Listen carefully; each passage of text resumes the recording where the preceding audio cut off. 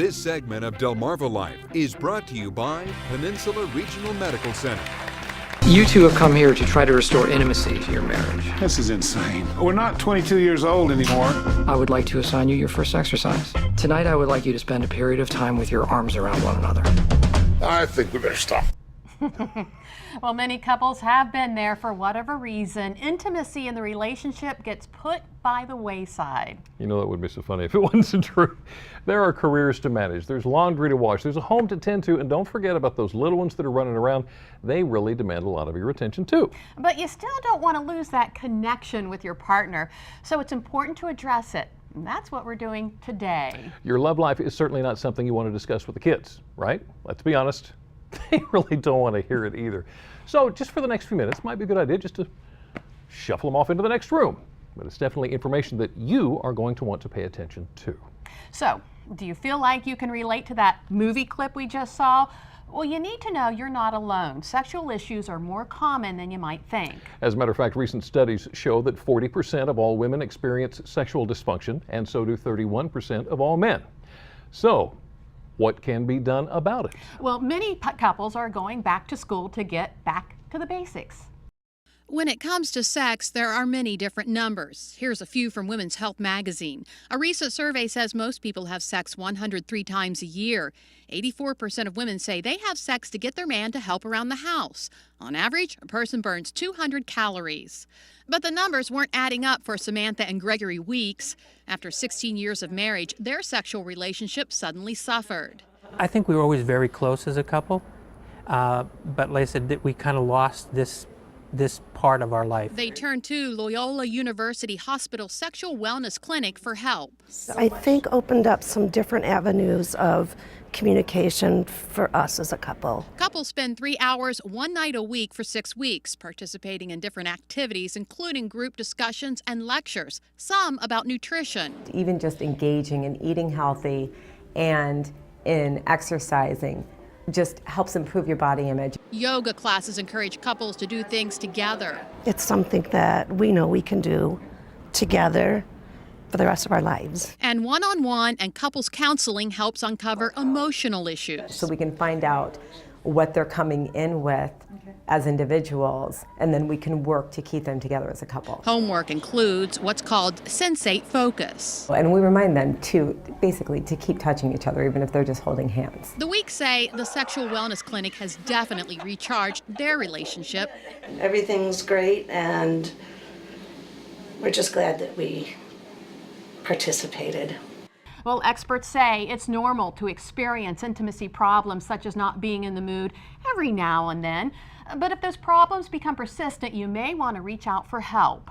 Now, maybe you've gotten past all of the intimacy issues. As a matter of fact, maybe you downright enjoy sex. There's nothing wrong with that, as long as you're careful. Were you aware that at least 50% of sexually active men and women will have a genital HPV human papillomavirus infection at some point in their life? That's according to the Centers for Disease Control and Prevention. The silver lining, perhaps, the CDC reports in 90% of those cases, the body's immune system will fight off the disease, but it's going to take about 2 years.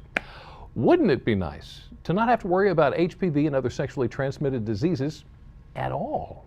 For women, that may soon be possible, and not just to prevent STDs, but AIDS too. When Patrick Kaiser walks the halls of Northwestern's engineering school, he carries in his pocket the 5.5-centimeter ring that could revolutionize women's reproductive health care. Women are really concerned about both of those issues, right? Unwanted pregnancy and acquisition of an STI. And this is the first device for women ever developed that could prevent both. The flexible plastic ring contains a 90-day dose of 2 drugs. The clear segment, a contraceptive, and the white segment, an antiretroviral drug, which fights HIV and herpes. Kaiser says, think of it as a chemical condom, but condoms require cooperation of a male partner. The ring doesn't. Kaiser says the ring empowers women by giving them a tool they can use to protect themselves. In AIDS-ravaged areas, the impact could be dramatic. Worldwide, 35 million people live with HIV, and more than 220 million women would like to delay childbearing but aren't using contraception. Now, the breakthrough wasn't the drugs inside the ring, it was the ring itself developing 3 plastics that could reliably release the 2 different drugs at different rates and in the proper amounts. Now, women are scheduled to begin testing the device this summer. Still, it could be 7 years before it hits the market. Well, it's certainly groundbreaking research, but a device to protect against AIDS, how effective could that really be? Well, joining us today to shed some light on this new medical advancement is Pam Fleckenstein, who's the women's health clinician at Laurel Family Medicine, which is a satellite office of Peninsula Regional Medical Center. Pam, thank you so much for joining us. My pleasure. What are your thoughts on all this? I think that's awesome that a ring can do this, something as simple as that. While I don't see it being huge necessarily in this country, I think in areas like he was talking about, South Africa, other African countries, Thailand, people where that have high rates of HIV that don't want a pregnancy, this is going to be groundbreaking. But do you think people should really take a chance on this? I mean, this is HIV we're talking about. My suggestion would be use the ring and use a condom too, if they're concerned. There are, couples that maybe one is infected and the other isn't, and that's everywhere. This would be a great tool for them to use to prevent transmitting this to their partner. Now there is already a ring that prevents conception, birth control. How is this different from that? This only prevents conception, and it has 2 hormones in it, the same hormones that you find in birth control pills, an estrogen and a progesterone. And that's all it does. It's low dose. It's not for everybody, but a lot of people really like the ring. Now, for those in a committed relationship, this isn't necessarily something that you really need to be thinking about. But I was really surprised to hear the numbers of people who have intimacy problems. I mean, is there any way to prevent this? I think the numbers are higher than what the CDC is reporting, actually, because I hear it daily from women. That's my job. I talk to women. And I hear it daily, primarily in perimenopausal and menopausal women, but I hear it in young women too that are stressed by young children, houses to take care of, jobs, things like that. They're too tired at the end of the day. And the perimenopausal, menopausal women have other issues. They have issues with declining hormones. So what would you say to the women who just don't have the sex drive? The women who, I'm sorry honey, I've got a headache, or just simply ain't happening? Well, I have some that tell me it ain't happening and they don't care. And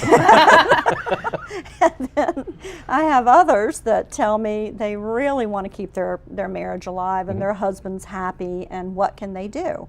So we talk about hormone replacement therapy if that's appropriate for them. We talk about bioidentical hormones, which might be something like a little yam cream they can rub on their wrist. We talk about the type of hormones that are declining, like women actually have testosterone in small amounts, and sometimes when that's declining and gone along with the estrogen, they need that little boost. So that can happen too. We're very lucky in this area. We have a compounding pharmacy that can meet these needs. Yeah. So we talk about that. We talk about counseling. We talk about couples counseling. And some say, my husband would never go. So we go by yourself. And then maybe he'll decide to come along if he understands what the subject is and what the homework is. Okay, so from a guy's point of view, am I doing any good by saying, hey, honey, let's have a date night? I think that's excellent. That's a great idea because she's not quite so tired. It's a different environment. Maybe, say you go to Ocean City for a weekend or just a night, spend the night in a motel. Have time where it's just the 2 of you and you're not distracted by all the other things of daily living. And that helps. It sort of rekindles things, and you kind of remember maybe what it used to be like and why you liked it in the beginning. So. And men really should understand it's not them. It really is a hormonal thing. It is a hormonal thing, and occasionally you have the problem where it is the man and he has some health issues that may prevent him from feeling like he's satisfying his partner, and we just tell them there's alternatives to doing that. So it's a difficult thing for couples to let go of, and they shouldn't let go of it. And they shouldn't. No. And I mean, I have women in their 70s, and even one 81-year-old, she says, is there some pill I can take, honey? Oh my goodness. How about that? There's still interest, you know. I mean, we're human and we're kind of built that way. So we're not 22. That's true. That's true. Thank you so much. Thank You're you. very welcome. And to read more from PRMC, go to delmarvalife.com and click on the show tab. Something else that can affect your health, germs. We all work hard to keep our kitchen clean, but are we working hard enough?